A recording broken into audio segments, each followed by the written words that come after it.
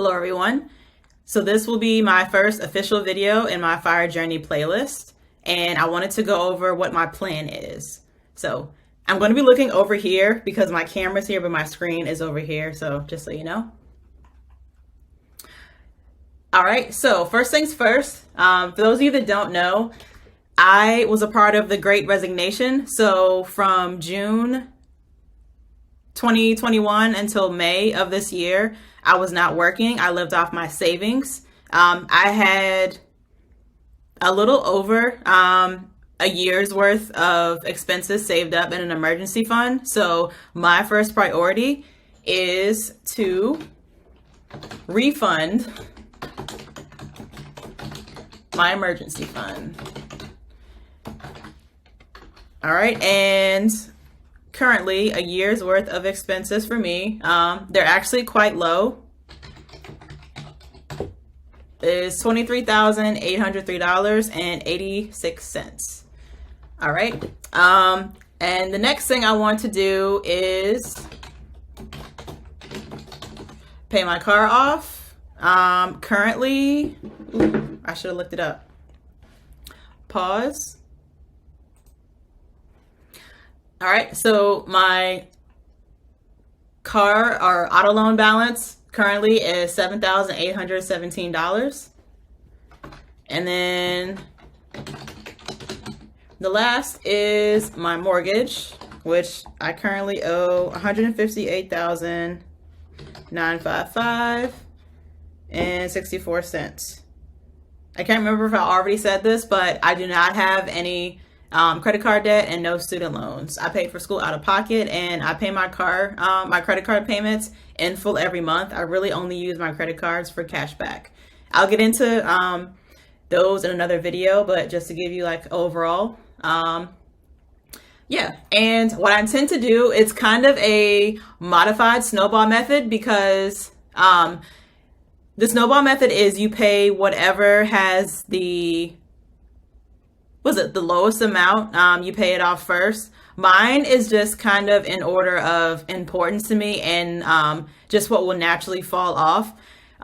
My interest rates are ridiculously low. My car is 2.75% and my mortgage is 2.375. My mortgage is actually lower than my auto loan.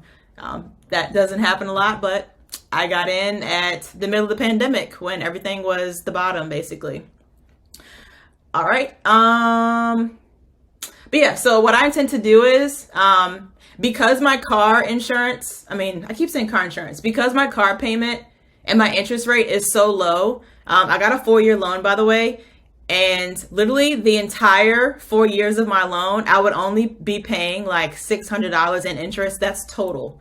So I really have no incentive to pay my car off early because I literally would only be saving myself at this point less than $600 now. I think I pay like $150 a year, something like that. So I'm just going to keep paying it every month until it just naturally falls off, to be honest. My mortgage, now that is a little interest rate, but I still am paying interest. However, it's not as important to me to pay that. Like some people will, make double payments, but for me, I want an emergency fund first. And so when that's taken care of, then once I finish paying for my emergency fund, I'm hoping to fund this in about a year or so, give or take. I'll put a plus sign, maybe like a year and 3 months or so. I think that's all I should need. My car, I think, 2024, but knowing me, I'm not going to actually let my car go the whole 4 years. Eventually, once the balance just gets low enough, I'll probably just pay it off just because. But yeah. So for the snowball method, what I intend to do is my emergency fund is broken up into 3 different funds, actually. Medical deductible, car insurance deductible, and then my actual emergency fund. So I think I'll pay, as I finish paying one off first because it has a much lower balance than what I would be paying to that fund, I'll then put it towards my emergency fund to pay that off faster. And then when I finish saving for my health insurance deductible, then I'll put the extra towards my emergency fund. And like, that's kind of how I have always saved. As I finish saving for something, I'm still going to save that money. It's just going to go somewhere else instead. I kind of reallocate it. All right, for me, I'm actually using a combination of two types of fire. I hate the name of the first one, but the first one is Poverty Fire. And the other one is Lean Fire. Poverty Fire just has like a big stigma around it. However, my expenses are very low, and once my mortgage and my car payment is gone, it is ridiculously low to the point that I fall into that Poverty Fire category. Hold on, let me look up what the numbers are. I should have done it ahead of time. Excuse me. All right, so according to the Reddit thread, Poverty Fire for one person is if your yearly expenses will be $13,590 a year. And then Lean Fire is if your yearly expenses are for one person, both these are for one person, $23,000 a year. All right, so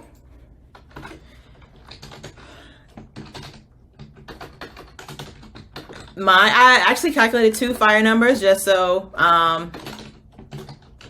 I could show you. And for me, I don't plan on having either one by the time I fire. Even if I didn't retire early, my house will be paid off. What is it? 65, which is like exactly for most people, the official retirement age. But I've already paid extra in the beginning, so it's not even that year anyway. But yeah, so with all of my expenses, my fire number is $595,096.50. And this is 25 years worth of expenses. So fixed expenses, variable expenses, and then what do I have?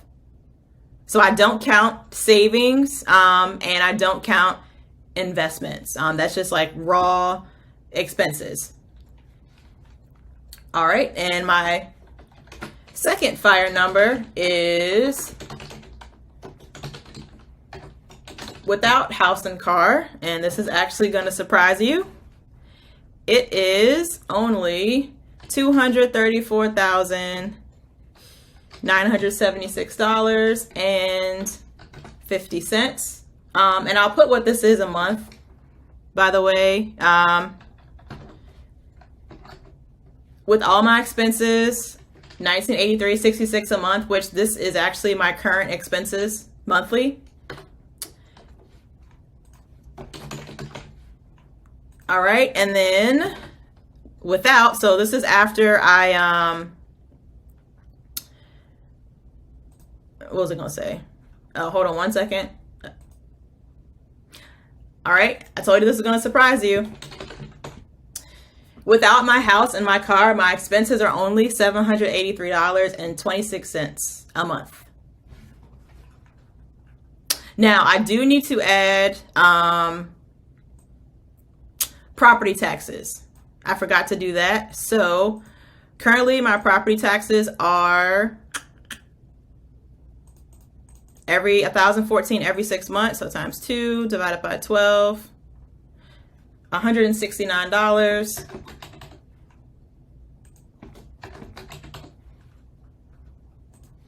All right, so let me add that up.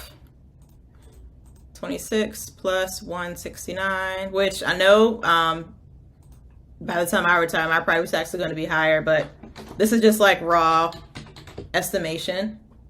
So $952.26. And then currently, okay, so that's why. Currently, this includes my mortgage, which actually already includes my property taxes. So that's why I never calculated for that number, because I'm already paying my property taxes within my mortgage. But yeah, so $952.26. So let me see what that actually is. 52.26 times. Amazing. Like when you're thinking of things, you leave certain things out. So it's good that I'm doing the math for this one now. So now that changes to 285, 678 a year with property taxes. All right. And currently my savings rate as of, I think I just got paid the end of last month, is currently 52%. Why is it that low, you ask? Because I bought my house before I broke into tech. So mind you, my salary before I got into tech was only $45,000. So I've always been super frugal, and home ownership was really important to me. Like my aunts, all the Black women in my family, they own their homes, they're retired, own their cars. Like that's goals. That's what I want to do.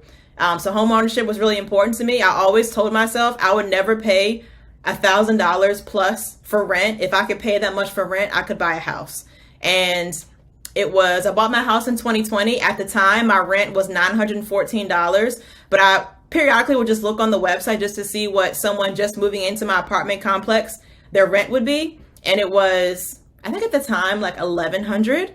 I actually looked a couple months ago, and I kid you not, that same one bedroom apartment is now $1,580, which is not worth it. I don't care if they renovate or not, it's still not worth it.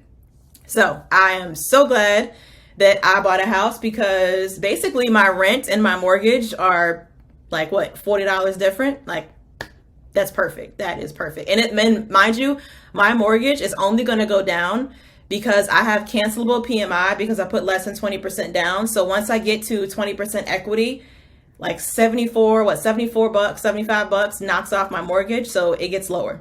I said all that to say this. I wanted to make sure that my lifestyle, I could afford my lifestyle with just my income. I'm single, I live by myself. I wanted to make sure I could afford my lifestyle on the current salary that I had. I know some people, they make life decisions based on, I'm gonna get more income, I'm gonna double my salary. When it comes to money, don't project what you may do, what you hope to do. Like make it actual, factual. Numbers don't lie. One thing I told my realtor, like I stuck to my budget. I didn't care if the house was gorgeous. If it was over my price range, I wasn't interested. Like I made that clear.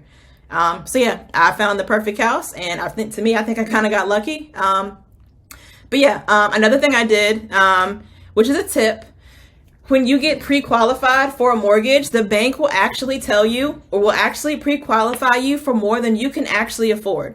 It'll say, I know for me, I want to say they said that I could be pre-qualified for a payment up to $1,400, which at the time was more than one of my paychecks. I got paid every 2 weeks, so it was more than one of my paychecks, which that's ridiculous. Your housing should only be, what does they say, like 28%, 30% of your take-home pay. So yeah, that was awful. I crunched the numbers, and I was like, you know what? I'm comfortable paying my rent. I want my mortgage to be around what my rent is. Like I had been paying that for so long, like 5 years. So yeah. So that is why my savings rate is so low, which I'm glad that I got my house and my car when I did, because one thing that a lot of people fall victim to, especially when they break into tech, is lifestyle creep. You have this bigger salary. Now you feel the need to get a bigger house or get a condo in the sky or something. You had a Honda, now you want a BMW. I think like I said in the other video. So if you can keep your expenses, like keep your lifestyle what it is, just use that extra income to save and to retire early, as I'm trying to do now. Like you can make a lot of things happen in a small amount of time. I think like the average person who fires does it in 10 years or less. Something to think about. This is one reason why I wanted to document my journey, just to show other people what's possible. And for me, I was able to get all these things before I broke into tech on a $45,000 salary. So if I can do it, you can do it too. But as time goes by, my expenses naturally are just going to get cheaper, like as I pay something off. So I would say this is the lowest, knock on wood, I would say this is the lowest that my savings rate will ever be. Like, it's only going to go up from here. And what I intend to do as my income increases, I'm just going to save the difference. Like, I'm not going to say, oh, I have this extra money, let me go spend it and put myself right back in the position that I just elevated myself from. Like, I don't think like that. So yeah, I intend to save and keep saving. All right, in terms of investments, I get so 5% of my income goes to my 401k. And then I have a 4% company match. I am invested in pre-tax and the traditional for the tax break because I intend on my income to be lower in retirement, not what my tech salary is. So I know there's a big debate going on, and me personally, when I crunch the numbers, I feel like if you insist on if your income is going to be higher, when you retire, like some people want to do, what do you call it, fat fire, like you retire with 6 figures. I have never even made 6 figures, so I would never need that much in retirement, especially with no expenses. That's ridiculous. But anyway, but yeah, so people who intend on retiring with the income higher in a higher tax bracket than they currently are, you would benefit from a Roth IRA because you're saving on taxes. So you're paying this lower tax bracket now because in retirement you're going to be higher, but you've already paid taxes on that money. So the interest, you're scot-free. For a person who, it was actually, I wish I knew, it was a blog I read. A guy actually broke it down. I think it was one of like the fire blogs, if I'm not mistaken. He said, if you are going to pretty much be in the same tax bracket your whole career, it does not matter if you do 401k or Roth because you're in the same tax bracket. Like, it really doesn't matter. If you're going to be in a higher tax bracket now, but in a lower tax bracket when you retire, traditional, you'll benefit more because by the time you actually pay taxes, when you pull that money out, you're going to be paying less taxes, which is what I intend to do just because my, as you can see, my expenses are so low, which I'm sure they won't be 23,000. It'll probably be higher than that, but I'm just saying, like, that's the bare minimum. My philosophy is keep your expenses low so that, heaven forbid, something actually happened, you lost your job, whatever, you didn't have such a massive income that you had to replace. Like $23,000 a year, you can make that at McDonald's. You could make that anywhere. And that's the benefit of it. I don't have to get a tech job because and that's the thing. That's why I don't want to fall victim to the whole lifestyle creep, because then you basically force yourself. Once you make a certain amount of money and your expenses rise up to that salary, you force yourself. You have to have that same salary. Otherwise, you're paycheck to paycheck. If you aren't already there already, your bills won't get paid. Like, you're forced to be there and be miserable, really. I always want the flexibility, the freedom. So that's why I do what I do. I know some people won't be as frugal as me, to each their own, but that's just how I like to roll. And then also, I have a stash account. This is like my play money. I've been doing it since like 2018. I only do $100 a month, which doesn't sound like a lot, but I kid you not, I probably have like, I don't know, 30% return or something. Like, it's kind of high. But yeah, it's just play money, money that if I lost it all, I wouldn't care. Like, how many people waste $100 at Starbucks or something like that? So in the future, when I pay off my emergency fund, I do intend on increasing my investments and maybe even open I've been looking at like a personal Vanguard account. I see a lot of people talking about VOO or VT Sachs. So one of the two, just because I am a fan of cash. I just don't want so much cash that I get too close to the FDIC insured limit is $250,000. So I'm going to have to eventually probably find somewhere else to put that money. But yeah, so I hope you learned something. So far, this is my plan. Mind you, it may change. And of course, I know my FIRE numbers probably will change over the years. But for now, this is like a ballpark kind of game plan. I do intend to make subsequent videos. I I want to detail, like, I guess how I got to my savings rate. I'll go over my budget, different types of funds that I have, maybe make a video on cash back, just like any kind of like budgeting, money saving tips that I could think of. But yeah, thanks for watching. Just as I was uploading the video, I realized I forgot something.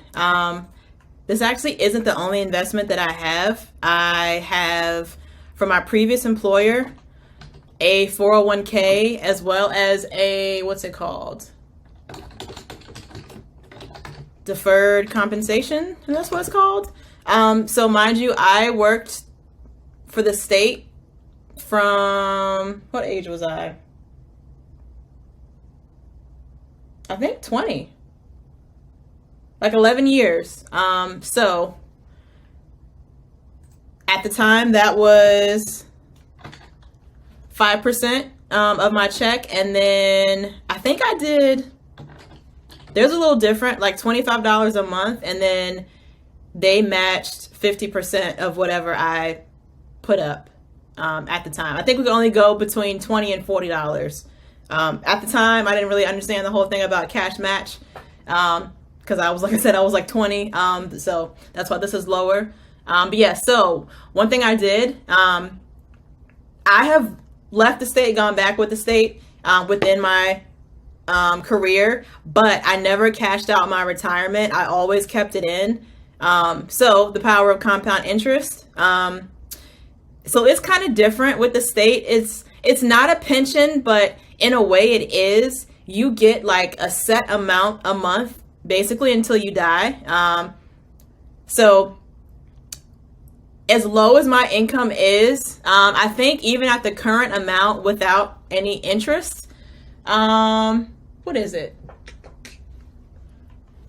So this is low, but mind you, 5% of a very low salary is, even after 10 years, isn't going to add up. It's so much.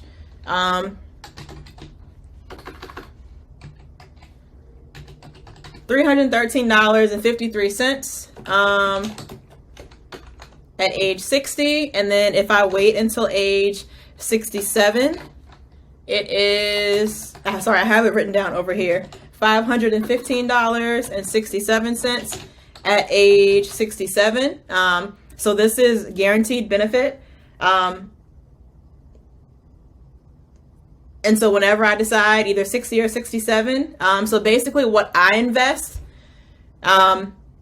myself will have to last me until whatever age I decide to retire early, up until my actual retirement age. And then of course, I can touch whatever my current company's 401k has grown to.